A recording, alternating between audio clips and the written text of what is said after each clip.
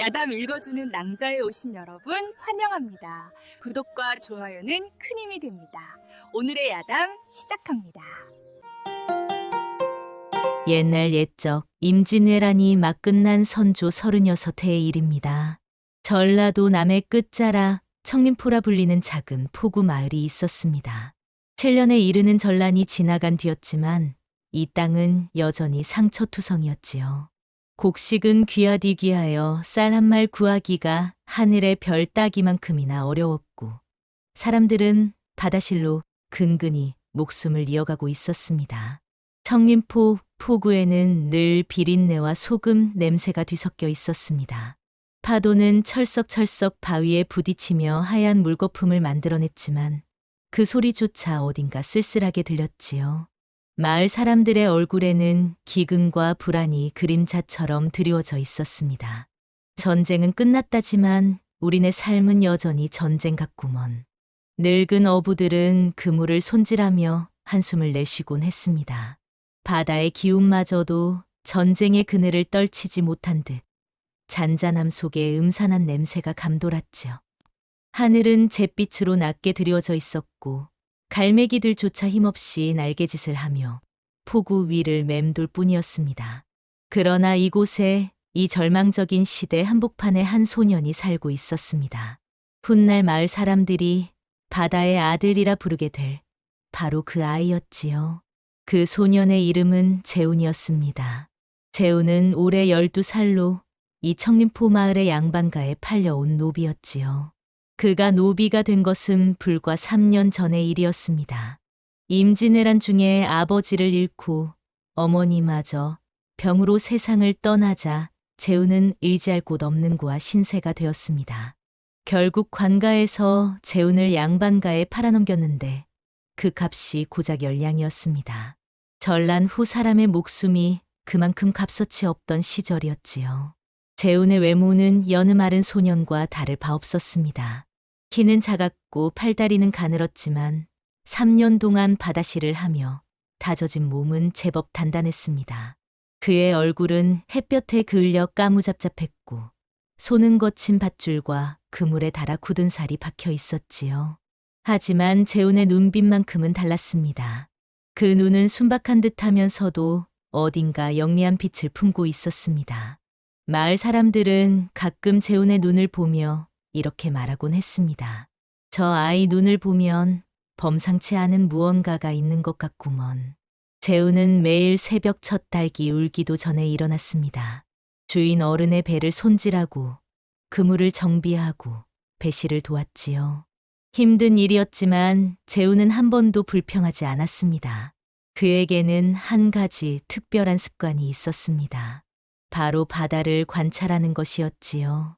다른 아이들이 쉬는 시간에 장난을 치거나 놀 때 재훈은 파도 소리에 귀를 기울이고 물빛의 변화를 눈여겨보았습니다.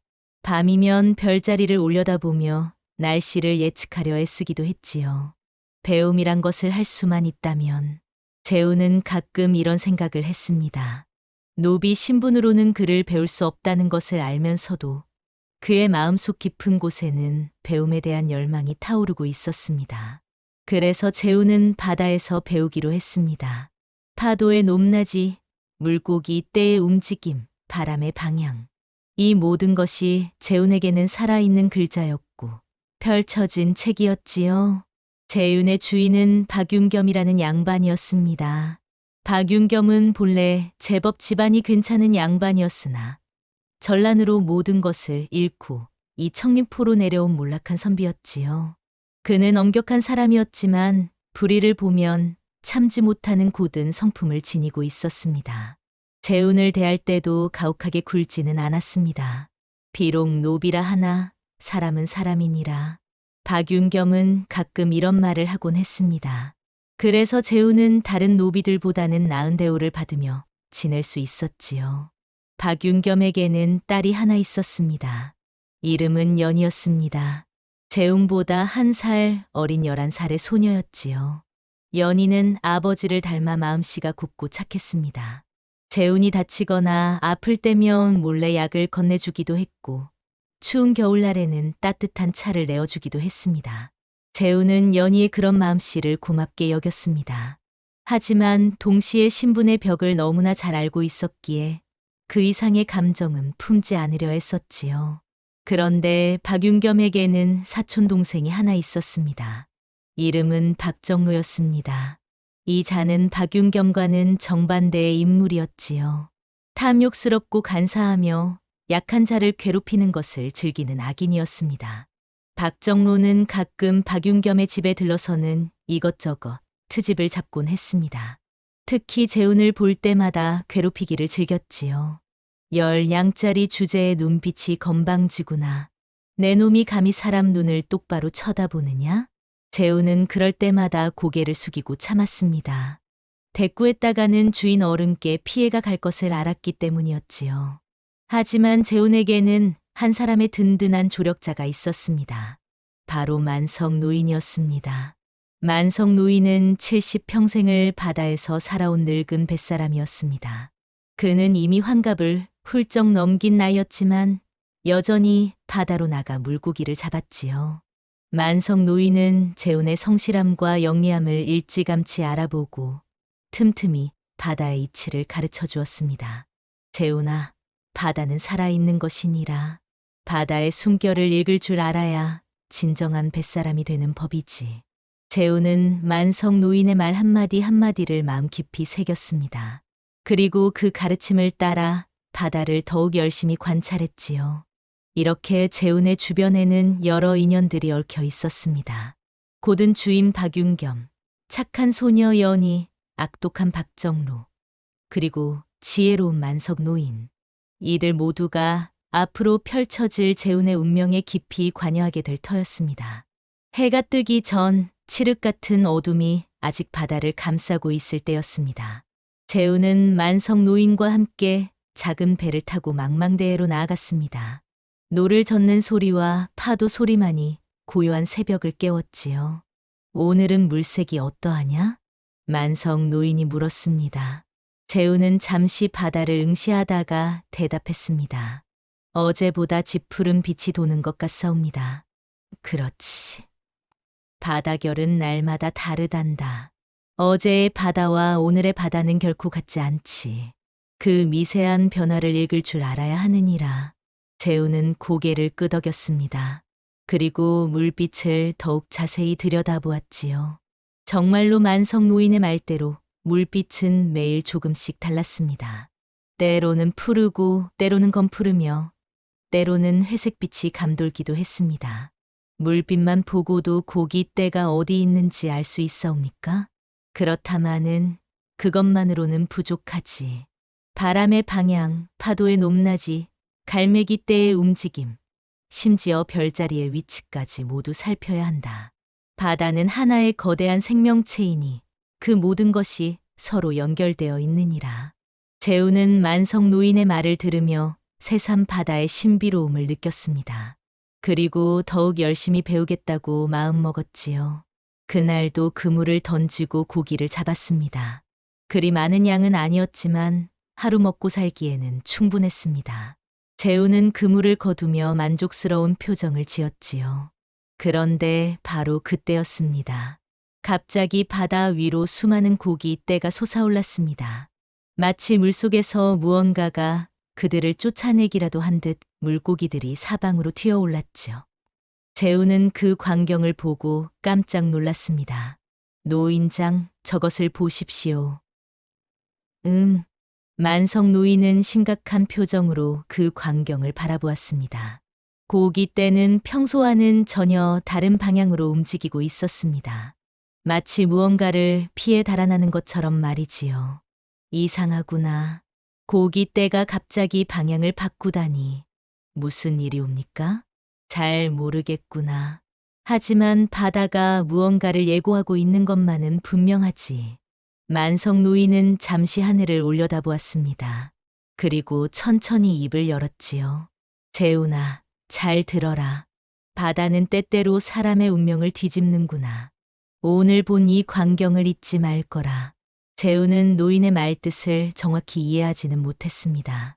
하지만 그 말이 무척 중요하다는 것만큼은 느낄 수 있었지요. 그래서 그 장면을 마음속 깊이 새겨두었습니다. 배는 천천히 폭우로 돌아왔습니다. 하지만 재훈의 마음속에는 묘한 예감이 일렁이고 있었습니다. 사흘 후 청림포의 거센 폭풍이 몰아쳤습니다. 하늘은 먹구름으로 뒤덮였고 바람은 집채만 파도를 일으켰습니다. 마을 사람들은 모두 집 안에 숨어 문을 굳게 닫았지요. 바닷가의 배들은 파도에 이리저리 흔들리며 부딪혔습니다. 폭풍이 지나간 다음 날 아침, 박윤겸은 폭우로 달려갔습니다. 그리고 그곳에서 절망적인 광경을 마주했지요. 박윤겸의 유일한 재산이던 배 한 척이 완전히 파손되어 있었습니다. 돛대는 부러졌고 선체는 바위에 부딪혀 큰 구멍이 뚫려 있었습니다. 이제 이 배로는 더 이상 바다에 나갈 수 없었지요. 아, 하늘이시여. 박윤겸은 무너진 배 앞에서 주저앉았습니다. 그의 얼굴은 창백했고 손은 부들부들 떨렸습니다. 재훈도 주인 어른을 따라 포구에 왔다가 그 모습을 보았습니다. 가슴이 철렁 내려앉았지요. 저 배가 없으면 주인 어른 가족은 먹고 살 길이 없었습니다. 이제 집안은 끝났구나. 박윤겸은 허망한 표정으로 중얼거렸습니다.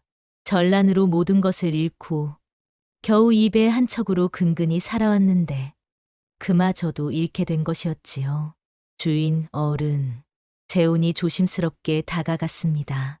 하지만 박윤겸은 대답하지 않았습니다. 그저 멍하니 부서진 배만 바라볼 뿐이었지요. 재훈은 주인 어른의 그런 모습을 보며 가슴이 아팠습니다. 박윤겸은 비록 양반이었지만 재훈을 가혹하게 대하지 않았습니다. 오히려 사람으로 대접해 주었지요. 그런 주인 어른이 이렇게 절망에 빠진 모습을 보니 재훈의 마음도 무거워졌습니다. 내가 무언가를 해야 한다. 재훈은 그렇게 다짐했습니다. 비록 자신은 10냥짜리 노비에 불과하지만 그래도 무언가 할 수 있는 일이 있을 것이라고 믿었지요.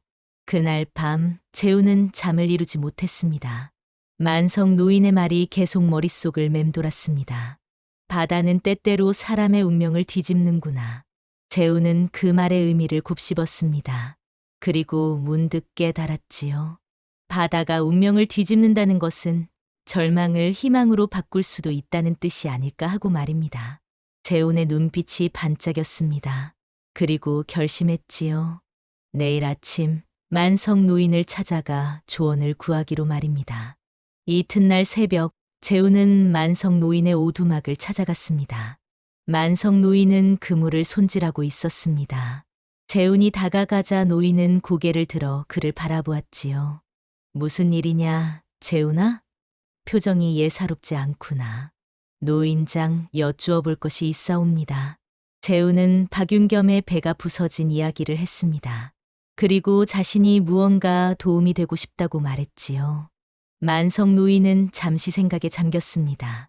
그러다가 천천히 입을 열었습니다. 재훈아, 사흘 전에 내가 본 것을 기억하느냐? 고깃대가 갑자기 방향을 바꾼 일 말이다. 예, 기억하고 있사옵니다. 그것은 바다가 변화를 알리는 징조였느니라. 내 오랜 경험으로 보건대 오늘 밤 물결이 뒤집힐 것이다. 물결이 뒤집힌다는 것이 무슨 뜻이옵니까? 조수의 흐름이 바뀌어 평소에는 오지 않던 고깃대가 이곳으로 몰려온다는 뜻이지. 하지만 그것은 동시에 큰 위험을 의미하기도 한다. 물살이 거세지고 파도가 높아지기 때문이니라. 재훈은 가슴이 두근거렸습니다. 만약 그 고깃대를 잡을 수 있다면 주인 어른의 집안을 도울 수 있을 것이었습니다. 노인장, 저를 데려가 주십시오. 안 된다. 너무 위험하다. 하오나, 저는 가야만 하옵니다. 주인 어른께서 절망에 빠져 계시옵니다. 제가 할 수 있는 일이라면 무엇이든 하고 싶사옵니다. 만성 노인은 재훈의 눈을 똑바로 바라보았습니다.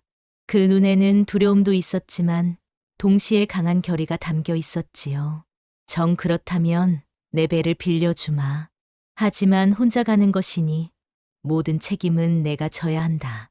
감사하옵니다, 노인장. 재훈은 깊이 절을 했습니다. 그날 저녁 재우는 박윤겸을 찾아가 허락을 구했습니다. 주인 어른, 오늘 밤 제가 바다에 나가 고기를 잡아오고 싶사옵니다. 박윤겸은 놀란 표정으로 재훈을 바라보았습니다. 밤바다에 나간다고? 너무 위험하지 않겠느냐? 위험하옵니다. 하지만 오늘 밤은 특별한 날이옵니다. 만성 노인께서 말씀하시길 물결이 뒤집혀 많은 고기가 몰려온다 하셨나이다. 박윤겸은 잠시 망설였습니다. 하지만 재훈의 진지한 눈빛을 보고는 고개를 끄덕였지요. 좋다. 가거라. 하지만 무리하지는 말고 위험하다 싶으면 즉시 돌아오너라. 명심하겠나이다. 해가 지고 어둠이 내렸습니다. 재훈은 만성 노인에게 빌린 낡은 작은 배에 올랐습니다. 그물과 노를 챙기고 호롱불 하나를 밝혔지요. 연희가 포구까지 나와 재훈을 배웅했습니다. 조심해서 다녀오세요. 염려 마십시오. 아씨. 재훈은 노를 저어 어둠 속으로 나아갔습니다. 밤바다는 칠흑처럼 어두웠고 파도 소리만이 요란했습니다. 하지만 재훈은 두렵지 않았습니다. 아니, 두려웠지만 그보다 더 큰 결심이 가슴을 채우고 있었지요. 나는 반드시 돌아올 것이다. 그리고 주인 어른께 희망을 드릴 것이다. 재훈은 그렇게 다짐하며 먼 바다로 나아갔습니다. 재훈은 노를 저어 점점 더 먼 바다로 나아갔습니다. 달빛도 희미한 밤이었습니다. 별들만이 하늘에서 반짝이며 재훈의 길을 비춰주었지요. 파도는 생각보다 높았고 작은 배는 이리저리 흔들렸습니다. 재훈은 만성 노인이 가르쳐준 대로 물색을 살폈습니다. 어둠 속에서도 물빛의 미세한 변화를 감지하려 했었지요. 그런데 이상했습니다. 아무리 둘러봐도 고깃대의 흔적이 보이지 않았습니다. 노인장께서 말씀하신 것이 맞는가? 재훈은 점점 불안해졌습니다. 시간이 흐를수록 파도는 더욱 거세졌고 배는 더욱 심하게 흔들렸습니다. 이대로 가다가는 그물을 던지기도 전에 배가 뒤집힐 것 같았지요. 재훈은 낙담했습니다. 주인 어른을 돕겠다는 마음으로 나왔지만 이제 와서 보니 자신의 판단이 경솔했던 것 같았습니다. 돌아가야 하나. 재훈이 막 노를 돌리려던 순간이었습니다. 갑자기 물 위에 무언가가 나타났습니다. 재훈은 깜짝 놀라 그쪽을 바라보았습니다. 희미한 달빛 아래 물 위에 한 사람이 서 있었습니다. 아니, 서 있다기보다는 물 위에 떠 있다고 하는 편이 정확했지요. 그것은 백발의 노인이었습니다. 긴 흰 수염과 백발이 바람에 나부끼고 있었고 낡은 도포를 걸친 모습이었습니다. 노인은 지팡이를 짚고 있었는데 그 지팡이가 물 위를 딛고 있는 것처럼 보였지요. 재훈은 너무 놀라서 말이 나오지 않았습니다. 사람이 어떻게 물 위에 설 수 있단 말입니까? 재훈은 꿈을 꾸는 것이 아닌가 싶어 눈을 비벼보았지만 노인은 여전히 그곳에 있었습니다. 백발 노인은 재훈을 바라보았습니다. 그의 눈은 깊고 푸른빛을 띠고 있었습니다. 마치 바다 그 자체를 품고 있는 것 같았지요. 노인은 천천히 입을 열었습니다. 소년아. 목소리는 낮고 웅장했습니다. 파도 소리보다 더 깊이 울려 퍼졌지요. 예. 예. 재훈은 겨우 대답했습니다. 물빛이 은으로 바뀌면 복이 온다. 노인은 그 한마디만 남기고는 마치 안개처럼 사라져버렸습니다. 재훈이 눈을 깜빡이는 사이에 노인의 모습은 온데간데 없었지요. 재훈은 한동안 멍하니 그 자리를 응시했습니다. 방금 본 것이 환상이었을까요? 아니면 정말로 신비로운 존재를 만난 것일까요? 하지만 노인의 목소리는 너무나 또렷했습니다. 그리고 그 말은 재훈의 가슴속 깊이 새겨졌지요. 물빛이 은으로 바뀌면 복이 온다. 재훈은 그 말을 되뇌었습니다. 그리고 다시 물빛을 살폈습니다. 과연 물빛이 은빛으로 바뀔 것인가? 재훈은 알 수 없었지만 이상하게도 마음이 차분해졌습니다. 조금 더 기다려보자. 재훈은 노를 거두고 배 위에 앉아 바다를 지켜보았습니다. 재훈이 배 위에서 기다린 지 한 10경쯤 지났을 때였습니다. 갑자기 바람이 거세게 불기 시작했습니다. 파도는 점점 높아졌고 하늘에서는 먹구름이 몰려왔지요. 재우는 급히 노를 잡았습니다. 이런 풍랑이 몰아친다. 파도는 산처럼 높아져 재훈의 작은 배를 집어삼킬 듯 덮쳐왔습니다. 배는 마치 나무집처럼 물 위에서 이리저리 흔들렸지요. 재훈은 필사적으로 노를 저었습니다. 하지만 물살이 너무 거세서 배는 제대로 앞으로 나아가지 못했습니다. 오히려 파도에 밀려 빙글빙글 돌기만 했지요. 큰 파도 하나가 배를 덮쳤습니다. 차가운 바닷물이 재훈의 온몸을 적셨습니다. 호롱불도 꺼져버렸지요.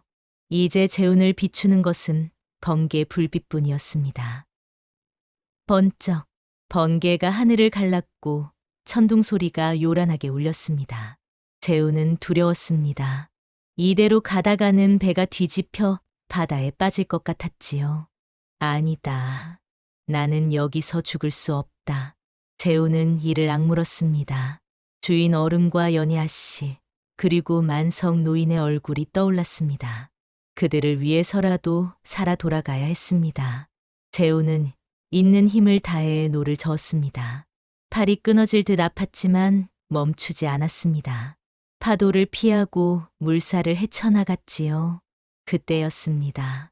번개 불빛이 바다를 비추는 순간 재훈은 믿을 수 없는 광경을 목격했습니다. 바닷물이 은빛으로 반짝이고 있었습니다.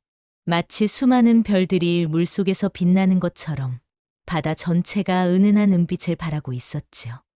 재훈은 숨이 멎는 듯했습니다. 물빛이 은으로 바뀌면 복이 온다. 백발 노인의 말이 떠올랐습니다. 바로 이것이었습니다. 노인이 말한 그 순간이 바로 지금이었던 것이지요. 재훈은 더 이상 망설이지 않았습니다. 파도가 거세고 배가 뒤집힐 위험이 있었지만 지금이 아니면 기회가 없을 것이었습니다. 지금이다. 재훈은 그물을 잡았습니다. 그리고 있는 힘을 다해 바다에 던졌지요. 그물은 은빛 물결 속으로 가라앉았습니다. 재훈은 밧줄을 꽉 쥐고 기다렸습니다. 파도는 여전히 거셌지만 재훈의 마음은 오히려 차분해졌습니다. 마치 무언가 큰 일이 일어날 것이라는 예감이 온몸을 감쌌지요. 그리고 잠시 후 그물이 움직이기 시작했습니다. 처음에는 가볍게 흔들리더니 점점 더 무거워졌습니다. 재훈은 밧줄을 당기려 했지만 그물이 너무 무거워서 꿈쩍도 하지 않았지요. 이렇게 무거울 수가. 재훈은 놀랐습니다. 이것은 보통 고깃대가 아니었습니다. 엄청난 양의 물고기가 그물에 걸린 것이 분명했지요. 재훈은 이를 악물고 밧줄을 당겼습니다.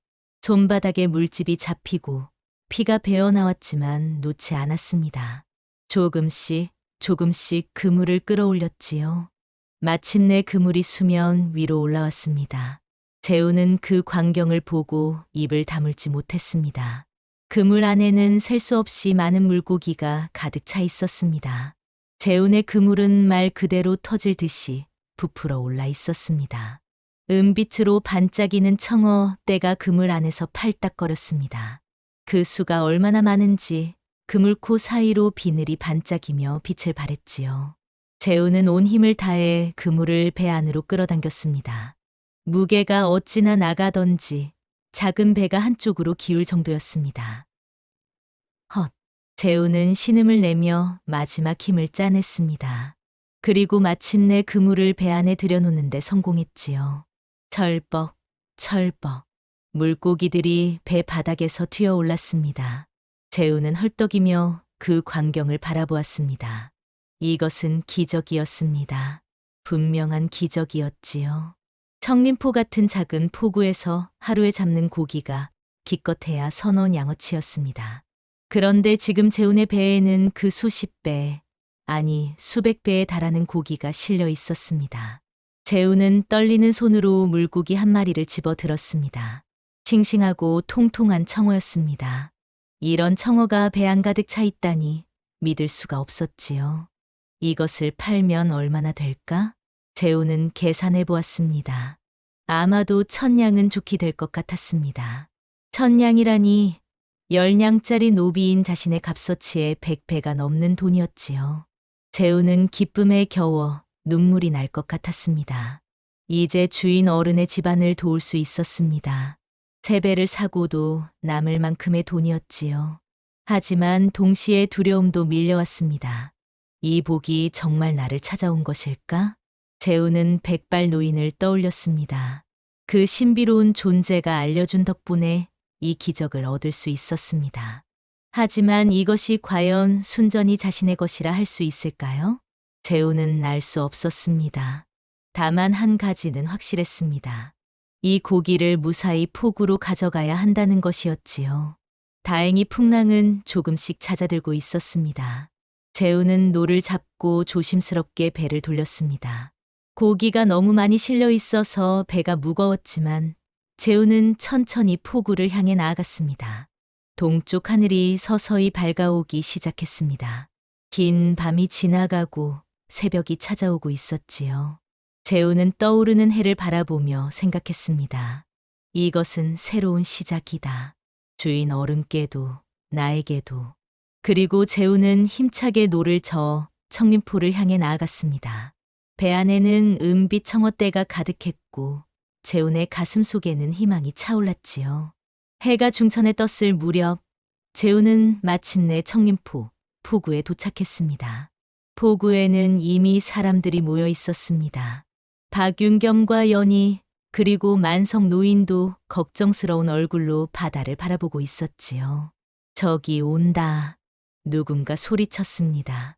사람들은 일제히 재훈의 배를 바라보았습니다. 재훈이 포구의 배를 대자 사람들은 입을 다물지 못했습니다. 배 안에 가득 찬 청어대를 보았기 때문이었지요.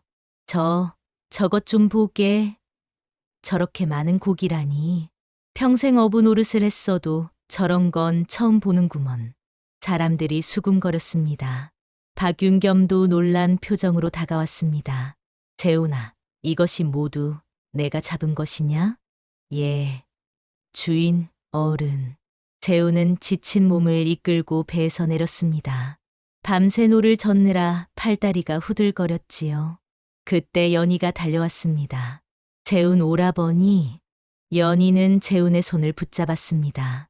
그리고 그의 손바닥을 보고는 깜짝 놀랐지요. 손바닥은 물집이 잡히고 피가 배어나와 있었습니다. 이게 어찌 된 일이에요? 이렇게 다치다니. 괜찮사옵니다, 아씨. 이 정도는 아무것도 아니옵니다. 하지만 연희는 재훈의 손을 놓지 않았습니다. 그녀는 급히 집으로 달려가 약과 천을 가져왔지요. 가만히 계세요. 연희는 정성스럽게 재훈의 손을 닦아주고 약을 발라주었습니다. 그녀의 손길은 따뜻하고 부드러웠습니다. 재훈은 연희의 그런 모습을 보며 가슴이 뭉클해졌습니다. 하지만 동시에 신분의 벽을 절감했지요. 자신은 노비이고 연희는 양반집 교수였습니다. 아무리 친절을 베풀어도 그것은 주인이 종에게 베푸는 자비일 뿐이었습니다.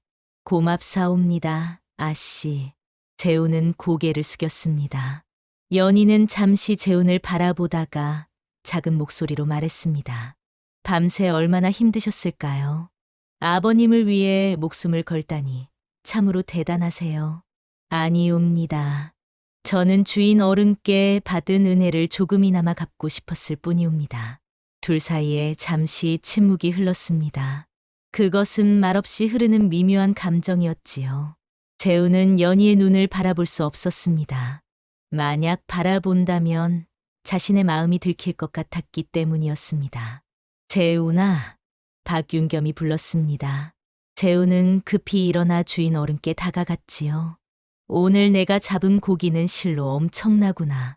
이것을 팔면 집안을 다시 일으킬 수 있겠다. 박윤겸의 목소리에는 감격이 묻어 있었습니다. 그는 재훈의 어깨를 두드리며 말했습니다. 내가 아니었다면 우리 집안은 정말로 끝났을 게다. 고맙구나, 재훈아.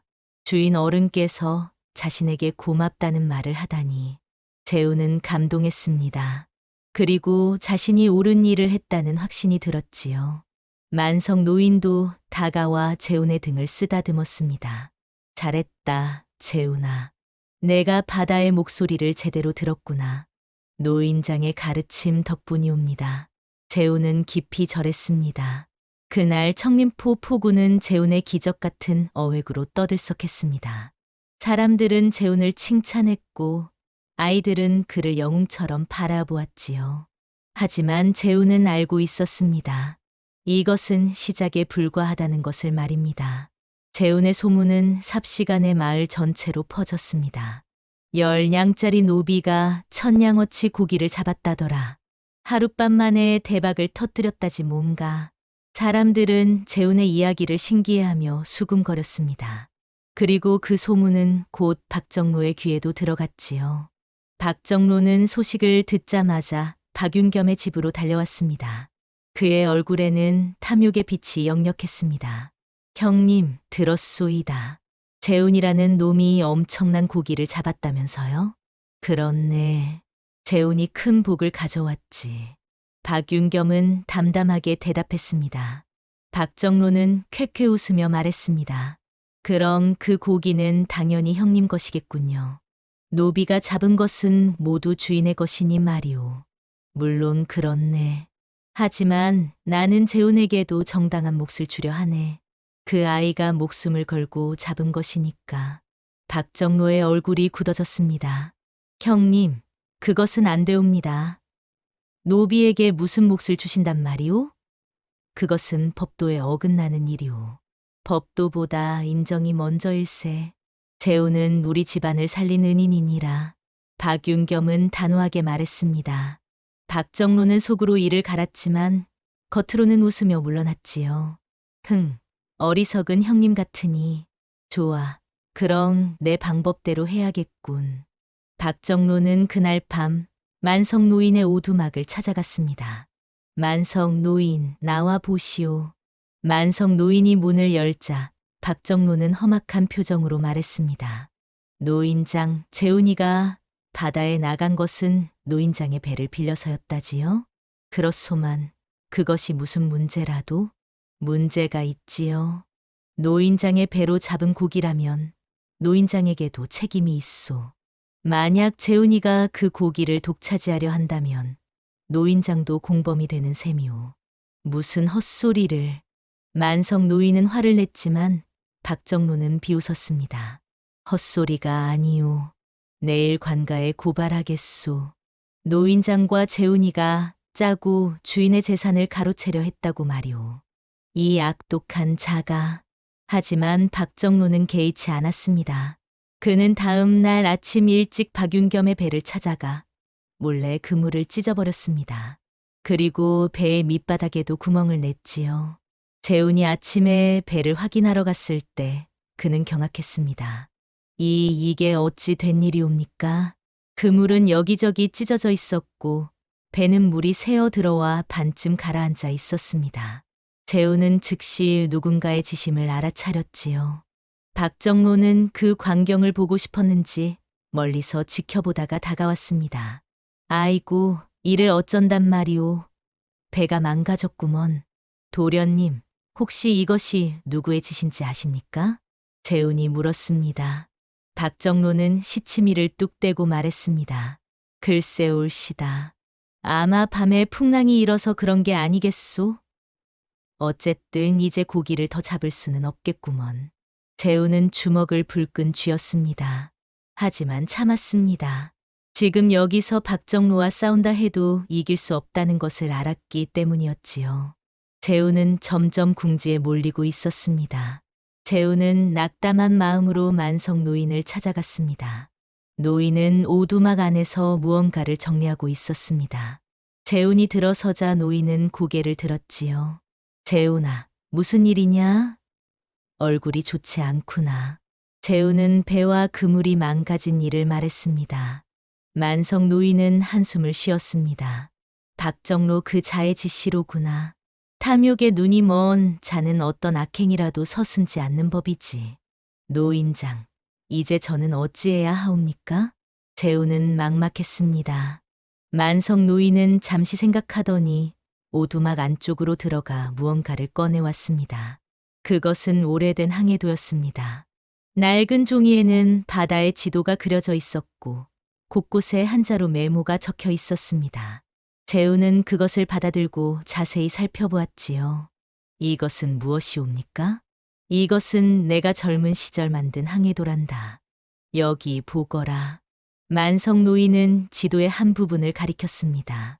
그곳에는 사흘물의 비밀이라는 글자가 적혀 있었고 복잡한 기호들이 그려져 있었습니다. 사흘물이라 하옵니까? 그렇다. 달의 주기에 따라 조수가 변하는데 특별히 사흘에 한 번씩 큰 물결이 일어난다. 그때 은빛 물결이 나타나고 청어떼가 몰려오는 것이지. 재우는 놀랐습니다. 그렇다면 자신이 본 은빛 물결도 우연이 아니었던 것입니다. 만성 노인이 미리 알고 있었던 자연의 법칙이었던 것이지요. 노인장께서는 어찌 이런 것을 아셨나이까? 만성 노인은 잠시 망설이다가 입을 열었습니다. 사실 나는 예전에 조정에서 일했었느니라. 천문을 관측하고 바다의 흐름을 연구하는 일을 했지. 하지만 전란이 일어나면서 모든 것을 잃고 이곳으로 숨어들었다. 재우는 깜짝 놀랐습니다. 만성 노인이 단순한 어부가 아니었다니. 그는 조정에서 활동하던 학자였던 것입니다. 그렇다면 노인장께서는 언제 은빛 물결이 나타날지 미리 아실 수 있으신 것이옵니까? 그렇다. 이 항해도의 모든 것이 기록되어 있느니라. 다음 사흘물은 열흘 후에 온다. 그때 다시 바다에 나가면 똑같은 기적을 볼 수 있을 게다. 재우는 깨달았습니다. 자신이 본 기적은 단순한 행운이 아니었습니다.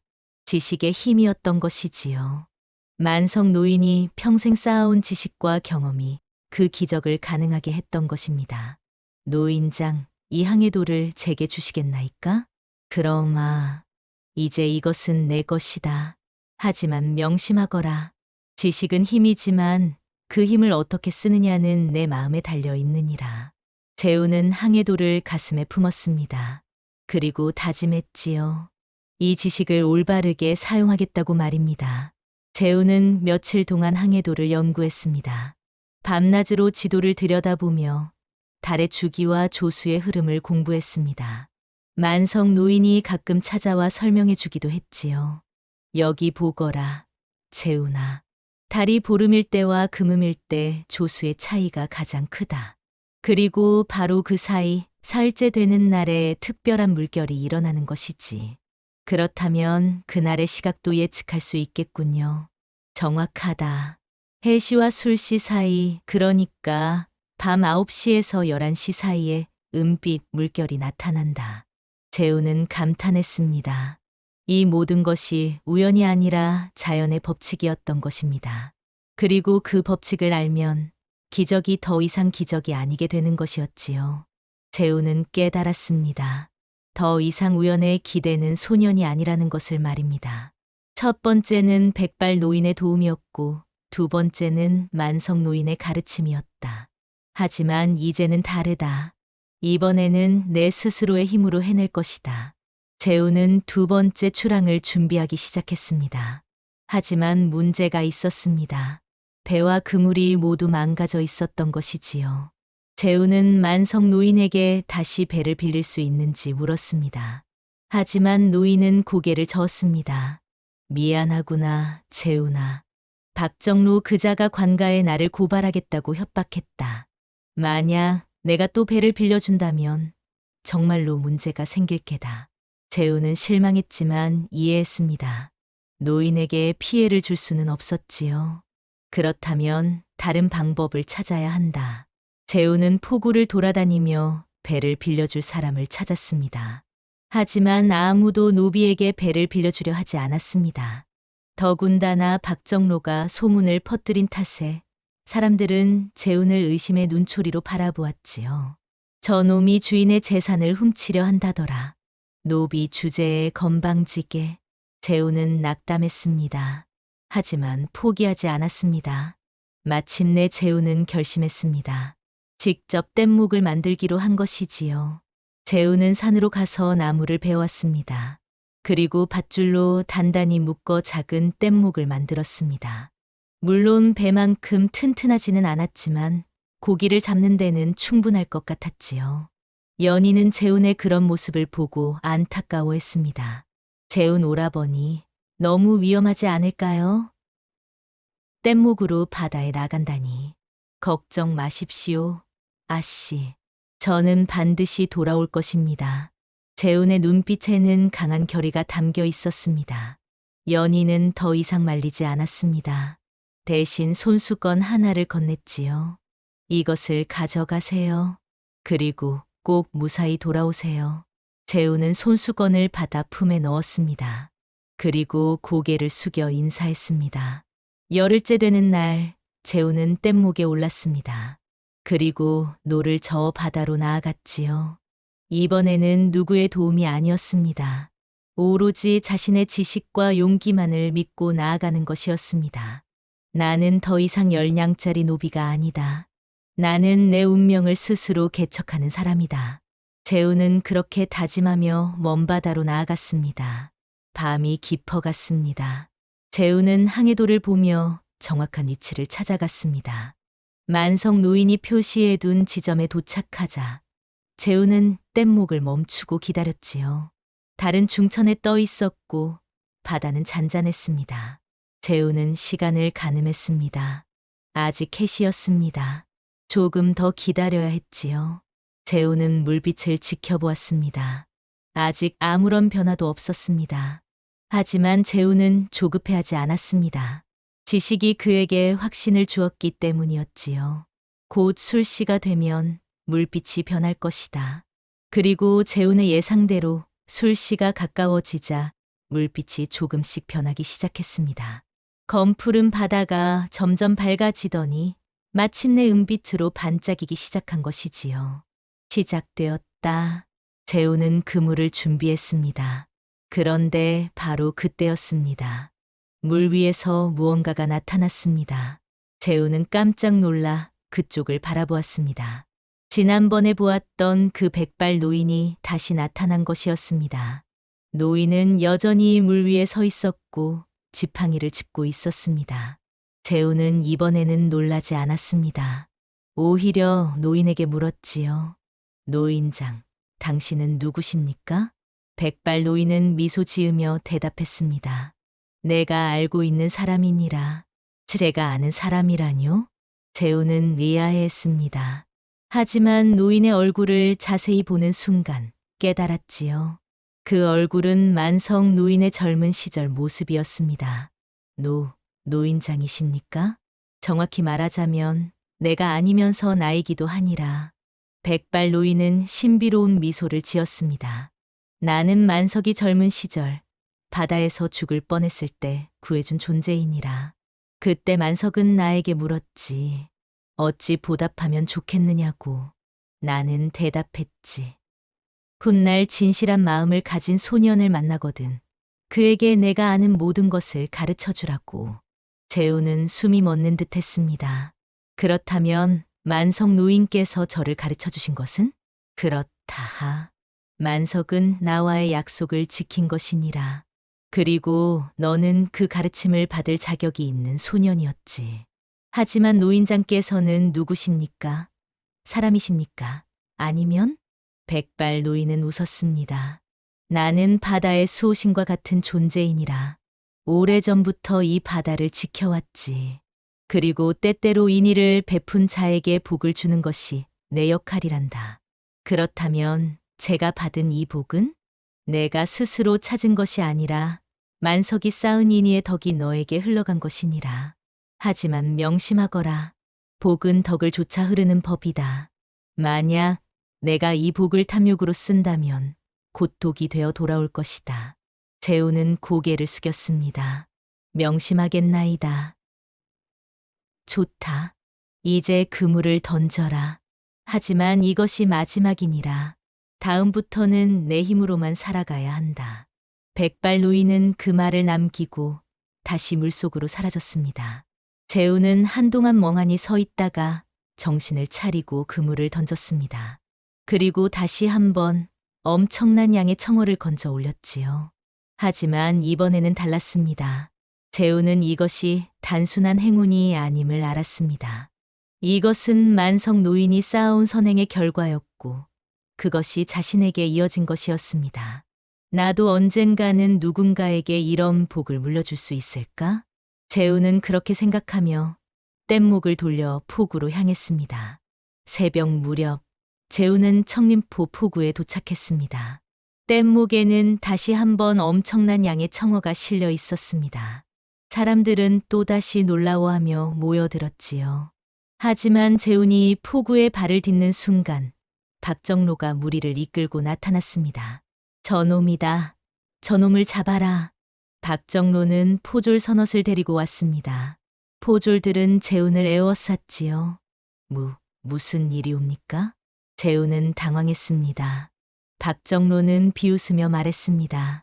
내 놈은 주인의 허락 없이 바다에 나가 고기를 훔친 도둑이다. 그 고기는 모두 주인인 박윤겸의 것인데 내가 몰래 빼돌리려 했지. 아니옵니다. 저는 주인 어른을 돕기 위해. 닥쳐라. 포졸들, 저 고기를 모두 압수하라. 포졸들은 박정로의 명령에 따라 뗏목의 고기를 끌어내기 시작했습니다. 재우는 막으려 했지만 포졸들에게 밀쳐졌지요. 안 됩니다. 그것은 내 놈 같은 노비가 감히 항변을 하느냐. 박정로는 재훈의 뺨을 때렸습니다. 재훈은 바닥에 쓰러졌지요. 바로 그때 박윤겸이 달려왔습니다. 정로, 이게 무슨 짓인가? 형님, 놀라지 마십시오. 이 노비놈이 형님의 재산을 훔치려 했기에 제가 막은 것입니다. 무슨 소리를. 재훈은 나를 위해 고기를 잡은 것이네. 아니옵니다, 형님. 관가에 고발이 들어왔습니다. 이 노비가 주인 몰래 바다에 나가 재산을 가로채려 했다고 말입니다. 박윤겸은 분노했습니다. 내가 고발한 것이겠지. 증거가 있습니까? 어쨌든 관가의 명령이니 이 고기는 일단 압수하고 조사를 해야 합니다. 박정로는 교활하게 웃었습니다. 그는 미리 관가의 하급 관리를 매수해 두었던 것이지요. 재우는 억울함에 눈물이 났습니다. 자신이 목숨을 걸고 잡은 고기가 주인 어른을 위해 가져온 희망이 이렇게 빼앗기다니. 주인, 어른. 재우는 박윤겸을 바라보았습니다. 박윤겸도 억울한 표정이었지만 관가의 명령 앞에서는 어쩔 수 없었습니다. 결국 모든 고기가 압수되었습니다. 포졸들은 그것을 수레에 싣고 떠났지요. 박정로도 흡족한 표정으로 따라갔습니다. 재우는 텅 빈 뗏목 앞에서 무릎을 꿇었습니다. 마을 사람들은 수군거렸습니다. 저 노비놈이 주인의 것을 훔치려 했다더라. 역시 노비는 노비구먼. 믿을 수가 없어. 재우는 그런 말들을 들으며 고개를 떨구었습니다. 아무도 자신을 믿어주지 않았습니다. 아무도 이해해주지 않았지요. 박윤겸이 다가와 재훈의 어깨에 손을 얹었습니다. 재훈아, 미안하구나. 내가 무능해서 널 지켜주지 못했다. 아니옵니다, 주인 어른. 제 때문에 주인 어른께서 고초를 겪으시게 되어 죄송하옵니다. 재훈은 자책했습니다. 자신 때문에 주인 어른의 가족이 더 큰 공경에 빠진 것 같았지요. 나는 도대체 무엇을 위해 이 바다에 나섰던 것일까? 재훈의 마음은 무너져 내렸습니다. 마지막 항해, 사흘이 지났습니다. 재훈은 그 사이 아무것도 하지 못했습니다. 마음의 상처가 너무 컸기 때문이었지요. 박정로는 압수한 고기를 팔아 큰 돈을 챙겼습니다. 그리고 박윤겸에게는 푼돈만 쥐어주었지요. 박윤겸은 분노했지만 법적으로 싸울 방법이 없었습니다. 재훈은 만성 노인을 찾아갔습니다. 노인장, 제가 잘못 생각한 것이옵니까? 바다가 주는 복이란 것이 결국 이런 것이옵니까? 만성 노인은 한숨을 쉬었습니다. 재훈아, 바다는 복을 주지만 사람이 그것을 빼앗아 가기도 한다. 하지만 포기하지 마라. 아직 기회는 남아 있느니라. 무슨 기회 말씀이십니까? 항해도를 다시 보거라. 다음 사흘물은 닷새 후에 온다. 그것이 마지막 기회일 게다. 재훈은 망설였습니다. 다시 바다에 나간다 해도 또 빼앗길 뿐이 아닐까요? 하지만 만성 노인은 단호하게 말했습니다. 재훈아, 백절불굴이라는 말을 아느냐? 어떠한 난관에도 굽히지 않고 이겨나간다는 뜻이니라. 지금 포기하면 넌 평생 열냥짜리 노비로 남을 것이다. 하지만 다시 일어선다면 내 운명을 바꿀 수 있다. 재훈은 노인의 말을 곱씹었습니다. 그리고 마음속 깊은 곳에서 다시 불씨가 타오르는 것을 느꼈지요. 그렇다. 나는 포기할 수 없다. 재훈은 결심했습니다. 마지막으로 한 번 더 바다에 나가기로 말입니다. 닷새 후 재훈은 다시 뗏목을 준비했습니다. 이번에는 아무에게도 말하지 않았습니다. 박정로가 또 방해할 것이 뻔했기 때문이었지요. 하지만 연희는 알고 있었습니다. 그녀는 재훈이 뗏목을 준비하는 것을 보고 알아차렸던 것이지요. 해가 지고 어둠이 내릴 무렵 연희가 폭우로 찾아왔습니다. 재훈 오라버니, 아씨, 어인 일로 이곳에? 오라버니가 또 바다에 나가시려는 것 같아서요. 재훈은 놀랐습니다. 연희는 재훈의 손을 잡았지요. 위험하지 않으세요? 위험하옵니다. 하지만 가야만 합니다. 왜 그토록 위험을 무릅쓰시나요? 재훈은 잠시 망설이다가 대답했습니다. 저는 주인 어른께 은혜를 입었습니다. 그 은혜를 갚고 싶습니다. 그리고 제 자신에게도 증명하고 싶습니다. 저는 단순한 열냥짜리 노비가 아니라는 것을 말입니다. 연희는 재훈의 눈을 바라보았습니다. 그 눈에는 눈물이 맺혀 있었지요. 오라버니는 이미 훌륭한 사람이에요. 신분 따위는 중요하지 않아요. 연희는 자신의 손수건을 꺼내 재훈의 손목에 묶어주었습니다. 이것을 가져가세요. 그리고 꼭 돌아오세요. 약속하세요. 약속하겠나이다, 아씨. 재훈은 뗏목에 올랐습니다. 연희는 포구에서 그를 배웅했지요. 달이 밝은 밤이었습니다. 재훈은 노를 저어 어둠 속으로 나아갔습니다. 이것이 마지막이라는 것을 알았습니다. 백발 노인도 그렇게 말했지요. 하지만 재훈은 두렵지 않았습니다. 이번에는 내가 모든 것을 걸겠다. 재훈은 그렇게 다짐하며 먼 바다로 향했습니다. 재훈은 항해도가 가리키는 지점에 도착했습니다. 하지만 이상했습니다. 하늘에는 먹구름이 몰려오고 있었고 바람이 점점 거세지고 있었지요. 풍랑이 온다. 재훈은 직감했습니다. 하지만 물러설 수 없었습니다.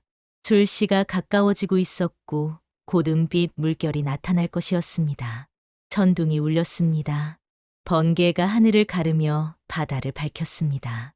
파도는 점점 높아져 재훈의 뗏목을 위협했지요. 재훈은 뗏목에 몸을 묶었습니다. 만약 뗏목이 뒤집혀도 바다에 빠지지 않기 위해서였습니다. 그리고 기다렸습니다. 폭풍은 점점 더 거세졌습니다. 비가 억수같이 쏟아지기 시작했고 파도는 산처럼 높아졌지요. 뗏목은 마치 장난감처럼 물 위에서 이리저리 흔들렸습니다. 재훈은 온몸이 젖었습니다. 차가운 빗물이 얼굴을 때렸고 바닷물이 눈을 찔렀지요. 하지만 재훈은 눈을 떼지 않았습니다. 물빛을 지켜보았습니다. 그리고 마침내 그 순간이 왔습니다. 번개가 번쩍이는 순간 바다가 은빛으로 반짝이기 시작한 것입니다. 지금이다. 재훈은 그물을 움켜쥐고 바다에 던졌습니다. 폭풍 속에서도 정확하게 던졌지요. 그물은 물속으로 가라앉았습니다. 재훈은 밧줄을 꽉 쥐었습니다. 잠시 후 그물이 움직이기 시작했습니다. 그리고 점점 무거워졌지요. 재훈은 밧줄을 당기려 했지만 그물이 너무 무거웠습니다. 재훈은 있는 힘을 다해 밧줄을 당겼습니다. 손바닥이 찢어지고 피가 흘렀지만 놓지 않았습니다. 그런데 바로 그때 거대한 파도가 뗏목을 덮쳤습니다. 뗏목은 거꾸로 뒤집혔습니다. 재훈도 물속으로 빠졌지요. 하지만 재훈은 밧줄을 놓지 않았습니다. 몸을 뗏목에 묶어두었기 때문에 완전히 가라앉지는 않았습니다. 재훈은 물속에서 허우적거렸습니다. 숨이 막혔고 눈앞이 캄캄했지요. 하지만 밧줄만은 놓지 않았습니다. 나는 여기서 죽을 수 없다. 재우는 마지막 힘을 짜냈습니다. 그리고 밧줄을 잡아당겨 뗏목을 다시 뒤집었지요. 뗏목은 다시 바로 섰습니다. 재우는 물 위로 올라왔습니다. 숨을 크게 들이마셨지요. 하, 하. 재우는 거친 숨을 몰아쉬며 다시 밧줄을 당겼습니다. 조금씩, 조금씩 그물을 끌어올렸습니다. 파도는 여전히 거셌지만 재우는 멈추지 않았습니다. 팔이 끊어질 듯 아팠고 온몸이 떨렸지만 끝까지 버텼지요. 마침내 그물이 수면 위로 올라왔습니다. 그물 안에는 이전보다 더 많은 청어가 가득 차 있었습니다. 재우는 그것을 뗏목 위로 끌어올렸지요. 성공했습니다. 하지만 재우는 더 이상 힘이 남아있지 않았습니다. 온몸의 기력이 다 빠져나간 것 같았지요. 재우는 뗏목 위에 쓰러졌습니다. 의식이 흐려졌습니다. 눈앞이 어두워졌지요. 마지막으로 본 것은 은빛으로 반짝이는 바다였습니다. 그리고 그 위에 서 있는 백발 노인의 모습이었지요. 노인은 미소 지으며 말했습니다. 잘했다, 소년아. 재우는 그 말을 듣고 의식을 잃었습니다. 재훈이 눈을 뜬 것은 이틀 후였습니다. 재훈은 자신이 박윤겸의 집 안방에 누워 있다는 것을 깨달았습니다. 연희가 옆에서 그를 간호하고 있었지요. 재훈 오라버니, 정신이 드셨어요. 연희는 기쁨에 겨워 소리쳤습니다. 재훈은 몸을 일으키려 했지만 온몸이 아파서 제대로 움직일 수 없었습니다. 아씨, 저는 어찌 된 것이옵니까? 오라버니는 뗏목에 쓰러진 채 폭우로 떠내려왔어요. 만성 노인장께서 발견하고 구해주셨지요. 그물은, 고기는? 걱정 마세요. 모두 무사합니다. 재우는 안도의 한숨을 쉬었습니다. 바로 그때 박윤겸이 방으로 들어왔습니다. 그의 표정은 밝았습니다. 재훈아, 깨어났구나. 정말 다행이다. 주인 어른, 좋은 소식이 있다. 박정로가 관가에 끌려갔다. 재훈은 놀랐습니다. 무슨 일이옵니까? 박윤겸은 설명했습니다. 만성 노인이 박정로의 악행을 고발했던 것이지요. 노인은 평생 모아둔 기록들을 증거로 제출했습니다. 그 기록에는 박정로가 그동안 저지른 온갖 부정한 일들이 상세히 적혀 있었지요. 또한 만성 노인은 자신이 예전에 조정에서 일했던 천문관이었음을 밝혔습니다. 그의 증언은 관가에서도 무시할 수 없는 무게를 지녔지요. 결국 박정로는 사기와 협박, 그리고 주인의 재산을 가로챈 죄로 처벌받게 되었습니다. 압수했던 고기값도 모두 박윤겸에게 돌아왔지요. 그런데 말이다, 재훈아. 박윤겸은 진지한 표정으로 말했습니다. 만성 노인께서 돌아가셨다. 예? 재훈은 깜짝 놀랐습니다. 노인께서는 내가 무사히 돌아온 것을 확인하고 평생의 짐을 내려놓은 듯 편안히 눈을 감으셨다. 그리고 유언을 남기셨지. 박윤겸은 종이 한 장을 재훈에게 건넸습니다. 거기에는 만성 노인의 글씨로 이렇게 적혀 있었습니다. 재훈에게, 너는 내가 평생 찾아 헤매던 진실한 소년이었느니라. 바다가 준 복을 올바르게 쓰거라. 그리고 언젠가 너도 누군가에게 이 복을 전하거라. 복은 덕을 쫓아 흐르는 법이니라. 재훈은 눈물이 흘렀습니다. 만성 노인은 자신에게 모든 것을 가르쳐준 스승이었고 아버지 같은 존재였습니다. 노인장. 재훈은 조용히 울었습니다. 연희도 눈물을 닦았습니다. 박윤겸은 재훈의 어깨를 다독였지요. 재훈아, 슬퍼하지 마라. 만성 노인께서는 행복하게 가셨다. 자신의 뜻을 이어갈 사람을 찾았으니 말이다. 재훈은 고개를 끄덕였습니다. 그리고 마음속으로 다짐했지요. 만성 노인의 유언을 반드시 지키겠다고 말입니다.